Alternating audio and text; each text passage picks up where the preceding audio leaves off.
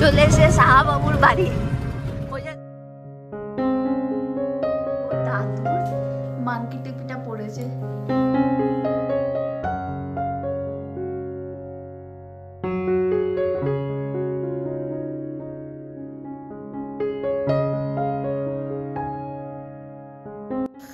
Good morning সরকার Saha family, তোমরা সবাই কেমন আছো? আশা করি তোমরা সবাই খুব ভালো আছো, সুস্থ আছো। আমি স্বরূপা। তো কালকের ব্লগটা যেখানে শেষ করেছিলাম সেখান থেকে আজকে শুরু করছি। এই যে এবার এয়ারপোর্ট থেকে আমরা যাচ্ছি বাসে করে আমাদের প্লেনটা যেখানে দাঁড়িয়ে আছে সেখানে। কত কত শাড়ি দিয়ে একসাথে দেখছি ইন্ডিগোর প্লেনগুলো দাঁড়িয়ে, দেখতেও এত ভাল লাগে এরকম যখন প্লেনগুলো একসাথে এইভাবে দাঁড়িয়ে থাকে শাড়ি করে একই দিকে এক লাইনে, দেখতে খুব সুন্দর লাগে। দেখো কি সুন্দর লাগছে ওয়ান বাই ওয়ান। তবে আমাদের প্লেনটা যেটা না, সেটা পুরোটা সাদা, ওই যে সাইডে ইন্ডিগোর লেখা ব্লু কালারের সেটা নেই।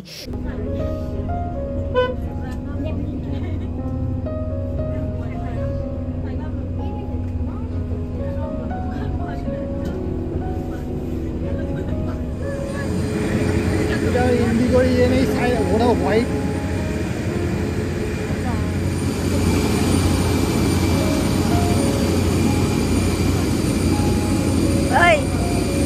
ঠান্ডা ঠান্ডা হচ্ছে রে। ঘুরিতে পারছে প্রায় ওই 4:30 এরকম হবে।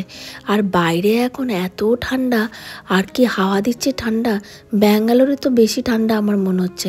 তো যাই হোক, মনে হচ্ছে কখন ওই প্লেনটার ভেতরে ঢুকবো আর গিয়ে একটু বসবো। আমার তো প্রচণ্ড ঘুম পেয়েছে, কিন্তু আদির চোখে কোনো ঘুম নেই, এখনও লাফিয়ে যাচ্ছে আর বক বক করে যাচ্ছে। আমার মনে হচ্ছে কতক্ষণে গিয়ে একবার বসি, আর এই বাইরে আর দাঁড়িয়ে থাকতে পারছি না। টেম্পারেচারটা ঠান্ডা কি রে।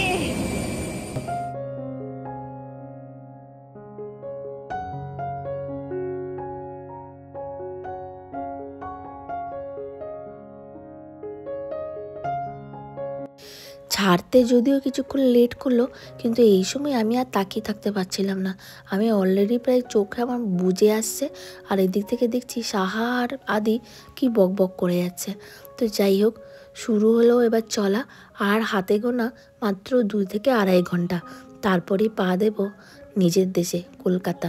তো এই যে অনেকক্ষণ বেশ একটানা ঘুমালাম, 2-2.5 ঘন্টার মতন ভালোই ঘুমিয়ে নিয়েছি ফ্লাইটে। আর এখন এই নামার পথে, আর এই 5-10 মিনিটের মধ্যেই নামবে।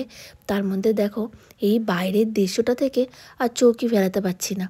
ভেজা তুলোর মতন পুরো মনে হচ্ছে একটা সমুদ্র, আর মনে হচ্ছে ওখানে লাফ দিয়ে দিয়ে ওই তুলোর মধ্যে খেলা করি, মানে আদির সাথে ঠিক ওই রকমই লাগছে। যে দিকটাই দেখছি পুরো ওই ভেজা তুলোর মতন এরকম আকাশগুলো রয়েছে। যত দূরে দেখি না কেন পুরো মনে হচ্ছে একবারে সমুদ্র।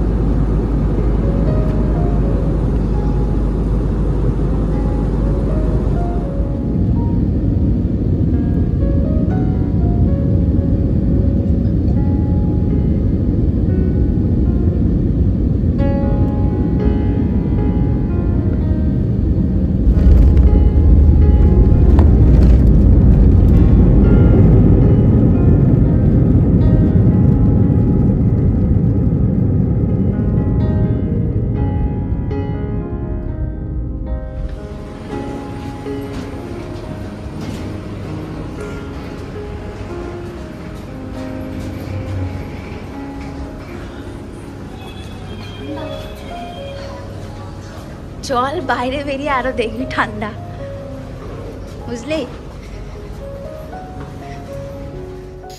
এয়ারপোর্ট থেকে সোজা বেরিয়ে আমরা চলে এসেছি হাওড়া স্টেশনে। আর এই যে হাওড়া স্টেশনের ফুড প্লাজা, ওখানে আমরা এখন খাচ্ছি ব্রেকফাস্ট। কাল রাতে তো সেই 9টা 9:30 খেয়েছি, তারপর থেকে আর কিছু খাওয়া নেই। তার মধ্যে রাত জেগেছি, রাত জাগলে দেখবে খিদে বেশি পায়। তো যাই হোক, খাওয়া দাওয়া আমাদের কমপ্লিট হয়ে গেছে। আর এই সেই হাওড়া স্টেশন, যখনই দেখি ব্যস্ততম জায়গা, সবাই দেখি এত এত মানে লোক, মনে হয় সব দুনিয়ার লোক যেন এইখানেই হাওড়া স্টেশনে আছে। শুধু আনাগোনা, কত লোক আসছে, কত লোক যাচ্ছে, কিছু লোক বসে আছে অপেক্ষার ইয়েতে, কখন সে বাড়ি যাবে, কখন তার ট্রেন আসবে। সবারই মনে কিছু না কিছু আছে। কত লোক যারা ব্যস্ততার মধ্যে ছুটে যাচ্ছে এদিক থেকে ওই দিক, তাদেরও নিশ্চয় জীবনের কিছু আছে যেখানে তাদেরকে যেতে হবে।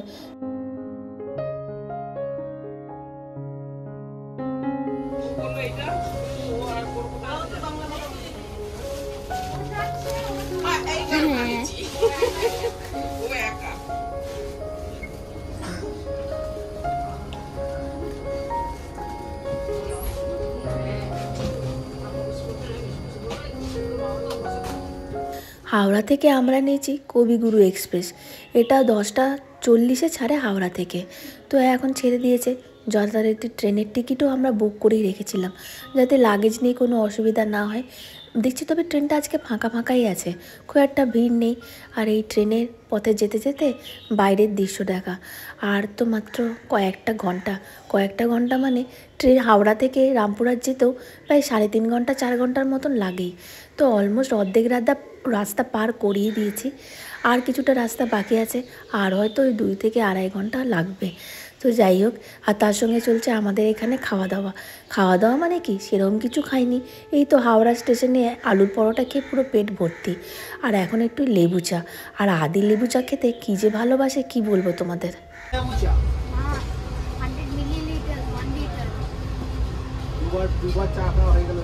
দেখো চা খোর হচ্ছে ও।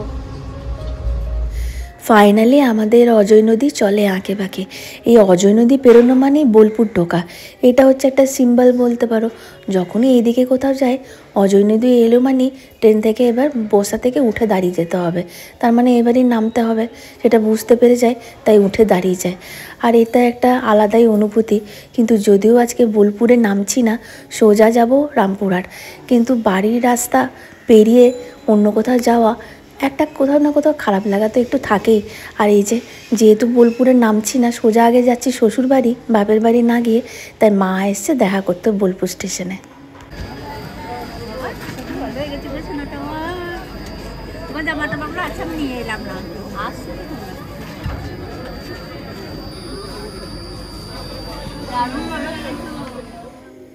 Finally Rampurhat station. আর রামপুরহাট তো জানোই, তারাপীঠের জন্য রামপুরহাট স্টেশনটাও বেশ ক্রাউডেই থাকে। আর বাইরেটা ওই মা তারার মন্দিরের স্ট্রাকচারটা বানানো হয়েছে, সেটাই দেখছিলাম। তো যাই হোক, চলে এসেছি, এবার যাই বাড়ি।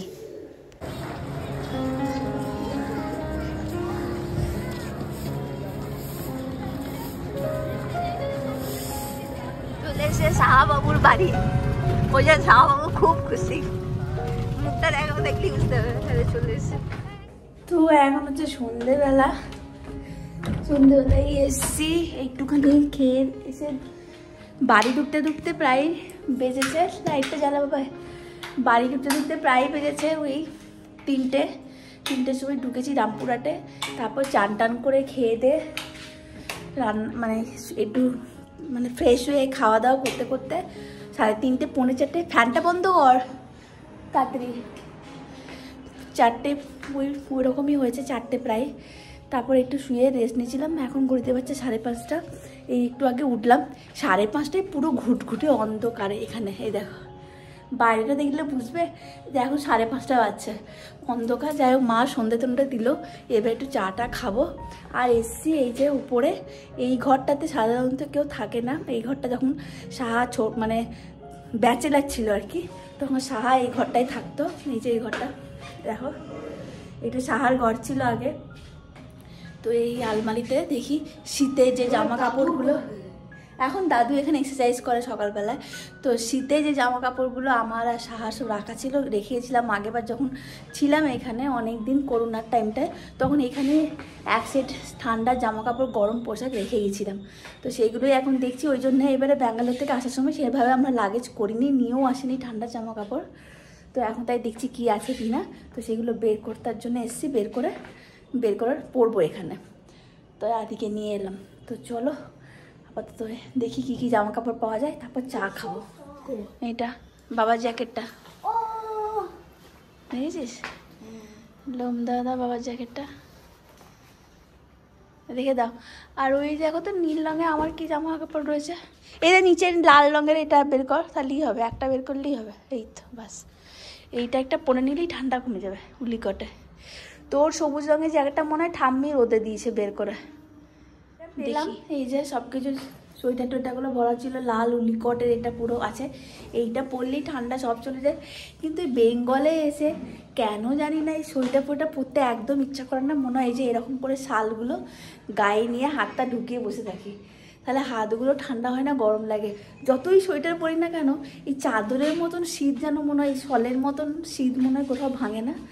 এটাই মনে হয় সব থেকে বেস্ট ঠান্ডার জন্য গরম পোশাক, এই শাল বা চাদর বা সেই গরম যেগুলো সেই উল সেই কীরকম হয় না একটা, ওই চাদরগুলো ওর মতন গরম আর কোনো কিছুতেই পাওয়া যায় না, সোয়েটারও পাওয়া যায় না। তো যাই হোক মোটামুটি পেলাম। এইটাই এই 10 দিনের জন্যে কাজ চলে যাবে। বাবা আসছে, এইটা পেলাম তোমার জ্যাকেটটা। টুপি পেলাম না, ওর সবুজ রঙের জ্যাকেটটা কোথায়? মা মনে ওইটা বের করে রোদে দিয়েছিল ওরটা। আমার এই সোয়েটারটা সবুজ রঙের জ্যাকেট যেটা ছিল ওর মোটাটা না,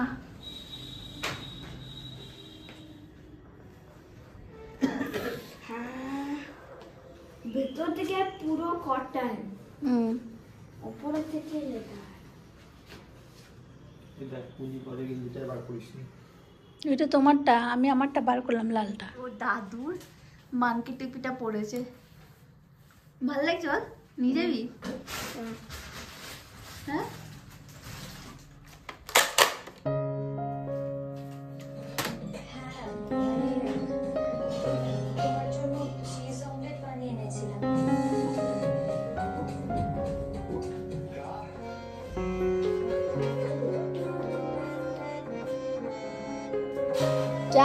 চাটা খাওয়ার পরে এখন সবাই মিলে একসঙ্গে বসেছি আমরা একটু টিভি দেখতে। বেরোনো তো আর কোথাও নেই আজকে, এই তো জার্নি করে ফিরলাম 3টে 3:30 নাগাদ। আর সন্ধ্যেবেলায় কোথাও বেরোতে ইচ্ছা করলো না। সন্ধ্যের দিকে দেখলাম একটু ঠান্ডা লাগছে, এমনিতে কিন্তু খুব একটা ঠান্ডা পড়েনি এখনো পর্যন্ত। আর এই যে মুহূর্তটা দেখছো, বাবা বসে আছে আর এইদিকে মা বসে আছে, আর তার পাশে হচ্ছে আদির জানো তো একটা স্বভাব আছে, পাশে যেই বসে থাকুক না কেন আদি তার হাতটা ধরে ওই যে কুটুর কুটুর করে, দেখো এই যে করছে, বা কখনো হাতটা নিয়ে মুখে দেয়। এটারও ছোটোবেলা থেকে স্বভাব। ইভেন যদি এখনো পর্যন্ত যখন ঘুমায় এই কারুর হাত, বাবার নাহলে মায়ের হাত ও না নিলে কিন্তু ঘুম আসে না ওর। এটা ওর একটা স্বভাব, এখনো পর্যন্ত এই স্বভাবটাও ছাড়তে পারেনি। তবে এই যে মুহূর্তটা আর এই যে মোমেন্টটা একটা এই যে ছবির মতন, এটা একটা ছবি তুলে রাখার মতন দৃশ্য। দাদু ঠাকুমির কাছে তার নাতিরা সবসময়ই খুব ফেভারিট হয়, খুব প্রিয় হয়, সে যেই হোক না কেন। তাই সেই তো ওই মুহূর্তটা তাই ক্যাপচার করে রাখলাম, যে মা ঠাকুমির সঙ্গে মানে মা আর বাবার সাথে আদি বসে বসে মায়ের হাত নিয়ে কুটুর কুটুর করছে আর মুখে দিচ্ছে। তো যাই হোক এইটুকুর জন্যে, এই মোমেন্টগুলোর জন্যেই তো আসা, আর এইটাই তো ফ্যামিলি বলো। আর এইগুলোই আমরা পাই না ব্যাঙ্গালোরে, এইগুলোর জন্যই এখানে আসা এত দূর থেকে ছুটে। তো যাই হোক রাত অনেক হয়েছে, মানে তাও ওই 9টা 9:30 হবে। এখন আমরা সবাই বসেছি খেতে। আর কি, চলো আজকের ব্লগটাও এবারে এখানেই শেষ করব। সবাই খুব ভালো থেকো, সুস্থ থেকো আর সাবধানে থেকো। Bye bye all, good night.